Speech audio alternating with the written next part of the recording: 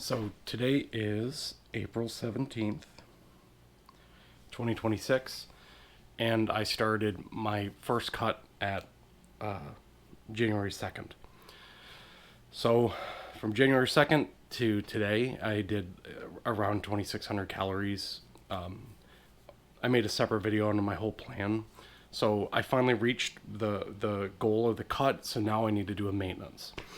So on April 11th to 17th, these were my weights: 281.6, 280.5, 282.9, 281.1, 280.9, 280.6, and 279 this morning.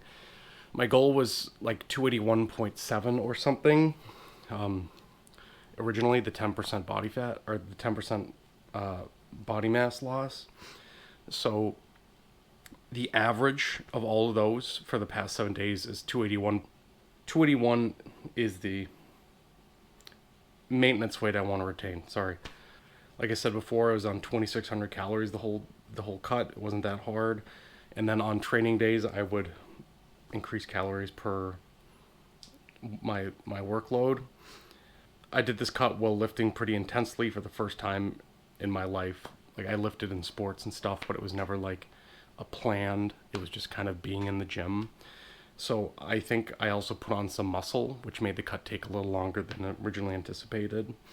But it wasn't an extreme cut at all. I mean, I was eating 2,600 calories. I lost slightly over the 10% maximum weight loss recommendation, because I was right around 10.9% body mass off. But my weighing approach isn't perfect. I have a very crappy scale. And I had to take another 4 or 5 days to kind of figure out how to do a maintenance. I've never actually done a maintenance before. The chart I was going off of for like weight to maintenance, I feels a little low for me, because so it recommends 2,700 calories a day for maintenance for a non-training day. So what you're supposed to do on a cut is do halfway between your cut calories and the chart, right? What your maintenance is, and then slowly increase per week or whatever. So you're trying to find your new maintenance. So it's almost like you're throwing a dart, and every time you throw it, you're getting a little more accurate. So if you go over, you cut back for, if you trend over, you cut back, whatever. Based on my experience, I'm going to start with 2,850 calories per day for non-training days. And I'm going to increase calories per the lower end of the estimated burn calories when training. So if I go for a walk, some calculators will be like, you burned 30,000 calories. Congratulations. So I'm going to try to find like a rough actual number, try to calculate it or find, kind of figure out an average, and then pick the lower side of that so that I'm not overeating and starting to gain. The diet between January 2nd and today took 104 days, which is right about 15 weeks. A lot of people who diet stick to like a 6 to 12 week goal or somewhere around there. I just decided that I was going to lose 10% body weight, regardless of how long it took. And that's kind of where we're at today after around 15 weeks. I want to keep going just because I love the number going down. I'm getting, thinner and healthier. Things are fitting better. But recommendations are 2/3 of the time of your cut to one time your cut. So one reason to kind of take breaks is it's kind of like you're climbing a mountain, and you do base camp, and it allows you to recuperate. So in theory, you could just go up and just keep going up and keep climbing and burn yourself out, whatever, and something terrible happen, or you give up, or you fall down the mountain, that type of thing. So it's a way to help your body recover, because a cut is generally not like it's taxing on your body to cut weight. And there's benefits that come from it, obviously, but it's taxing on your body. The other thing is, if I just started eating normally, I would likely gain a lot of weight, right? Bouncing, because my weight set point isn't at where it should be right now, right? So I need to start kind of kicking on my metabolism a little bit more from after the cut, kind of increase my NEAT, that type of stuff. So 69 days or around 10 weeks would be 2/3 of my current plan. So I would want to go into maintenance for around 69 days. I might cut it a little bit short. I know that's kind of a gotcha that a lot of people do, is they're like, after a little bit of maintenance, they're like, I can go, I feel fine. And it's risky. You can do it, but it's a little risky. But I'm going to only cut it by, less than a week, if at all. So my goal here is to maintain until June 19th, 2026 to June 26th, 2026. In that window, I'll start figuring out my next cut, my next calories. So a little bit of the nitty gritty of how I plan on maintaining.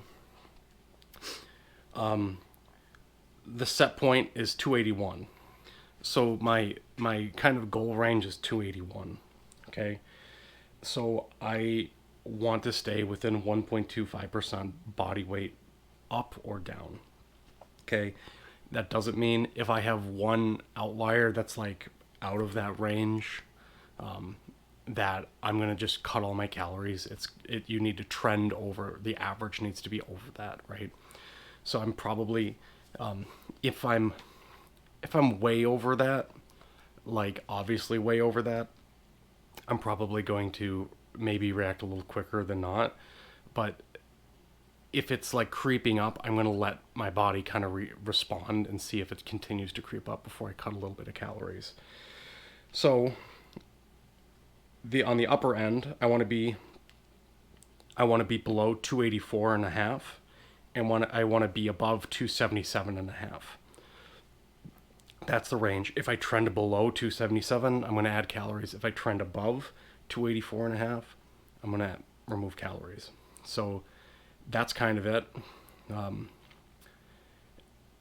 I'm trying to at least wait 2 weeks before I make any major changes, because I know that right away you're going to gain some weight when you're eating maintenance. As your metabolism's a little slower, you're not doing as much before it ramps up.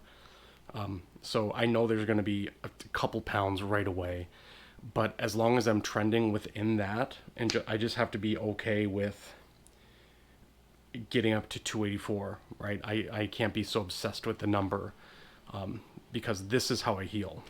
And I feel like my lifts are going to get a little better with more calories, recover a little faster, that type of stuff. So that's kind of the plan. A little bit jumbled, but I kind of have, that's the plan. I know what I have to do. So I'm excited to eat a little bit more calories because I'm training quite a lot. So it's harder to, like, I just did a hour and a half workout at noon today, and I have jiu-jitsu here in a couple hours. So I do quite a lot of training. So I'm excited to eat a little more, recover a little faster, and feel a little better. I've also felt like I've gotten sick a little bit more often recently, whether that's from the diet or the workload or whatever it's going on. And I'm looking forward to see if maybe my immune system gets a little better with that. As far as the nutrition goes, the macros are going to be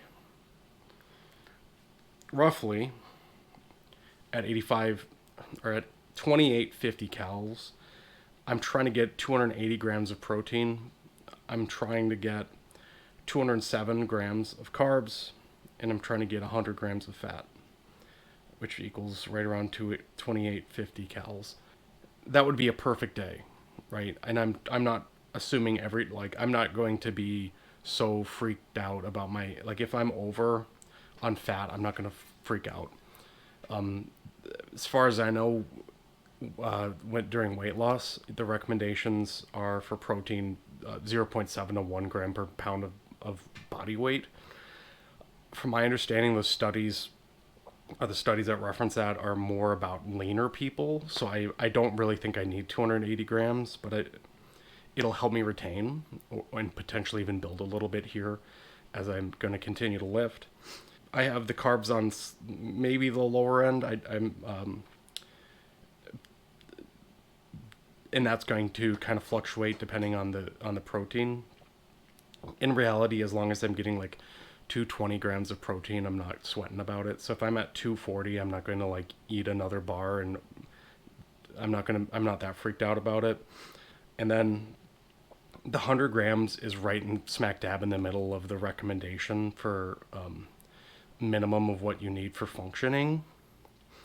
I think the recommendation is zero point 0.3 to zero point 0.5 grams per pound of body weight for like hormone function and that type of thing. So I'm at zero point 0.4. So right smack down in the middle. So as long as I get roughly these, and I'm really prioritizing protein, I'm going to be just fine maintaining. I'm kind of nervous with how I've never done a maintenance, right? So it's a little nerve wracking to go from being bummed if the number was the same to being happy if the number's the same, right? So that's going to be, I'm not like nervous of, I'm not that nervous, but it's going to be new and kind of like I'm going to have to rewire my brain a little bit to be okay with that. Like I said, I'm going to keep training, going to keep eating calories, going to go over that calorie goal on training days, especially like today. And I'm going to stay within that range of 1.25% weight up or down. So as long as I'm within there, I'm going to keep lifting and being healthy. I know how it's so tempting to just cut back down because I'd love to be not 280. I wrestle, and the heavyweight goal, the heavyweight limit for most organizations is 285. So it sucks being right near the limit. I'd love to be more down to like 250, that type of range. Right now, obviously, I want to get lower than that. But I have done. I got down to 285. I got down to 185, like 6 years ago or something, 5 years ago, and then I stopped tracking. And I did it all in one go, and I was eating awful. I went way up over 320 for sure. I don't know for how much over, but I definitely went over 320. So if I can avoid that, I will. I know on paper I could do one straight shutdown and then find my maintenance around there, but I'm afraid of my lifts are going to really suffer. I'm going to lose a lot of body mass, a lot of like lean body mass doing that. So I want to do it the right way, and the way that's less likely to have me spike back up again, and I feel like this is the way to do that. So a lot of this comes from the RP Diet 2.0, and just reading, like trying to read scientific articles, doing my best. I'm not trying to like sweat and be that. I don't want to be so obsessed with the like science of it that I don't even diet. You know what I mean? Because like, a lot of people I've found will go overboard and to the detriment of their own progress. So I'm trying to follow science as best I can, not be too freaked out about it, and then just keep working out and doing mesocycles. I've been really focusing on my form rather than just increasing the number. In fact, I had to drop my squat by quite a bit to really lock my form in to get it better. My deadlift is going up. I'm trying to get 450 because a long-term goal of mine is to get the Rogue 1,000-pound club. I am not good at benching. I'm pretty good at squatting and deadlifting. So I need to kind of get my squat and deadlift higher so that I can have a crappy bench and still get in the club. So yeah, that is the plan. I will talk to you in June.